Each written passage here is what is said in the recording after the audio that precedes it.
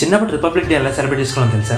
ఆ టైంలో వేసరికి ఫస్ట్ స్కూల్కి వెళ్ళిపోవాలి. స్కూల్కి వెళ్ళిపోయినంటే ఫ్లాగ్ హోస్టింగ్ చేయాలి. ఆ తర్వాత బూందీ లడ్డూలు, మిక్చర్ ప్యాకెట్లు, చాక్లెట్లు అన్నీ కలెక్ట్ చేసుకుని ఇంటికి వెళ్ళిపోవాలి, లేదా ఈవెంట్స్కి వెళ్ళిపోవాలి.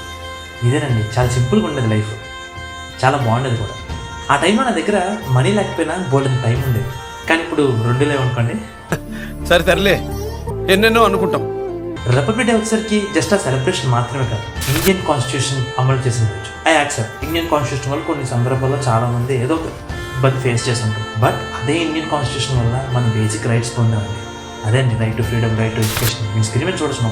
ఈ బేసిక్ రైట్స్ వల్ల మనం ఎక్కడ కావాలంటే అక్కడికి వెళ్ళొచ్చు, తినొచ్చు, ఉండొచ్చు, ఏమన్నా నేర్చుకోవచ్చు, ఏమన్నా చేయొచ్చు. సో ఈ బేసిక్ రైట్స్ మన దగ్గర ఉన్నాయంటే మనం చాలా దృష్టిలో ఉంటుంది.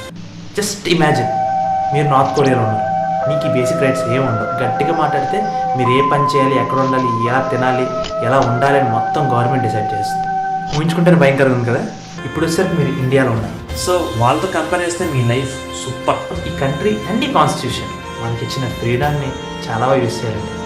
ఎందుకంటే మనం బాగుంటే మన ఫ్యామిలీ బాగుంటుంది, మన ఫ్యామిలీ బాగుంటే ఈ దేశం బాగుంటుంది, ఈ దేశం బాగుంటే ప్రపంచం బాగుంటుంది. ఇండైరెక్ట్గా మీరు ఈ వరల్డ్నే బెటర్ ప్లేస్ చేస్తారు. సో కాస్త జాగ్రత్తగా వాడుకోండి ఆ ఫ్రీడమ్ని. This is KR Kumar signing of.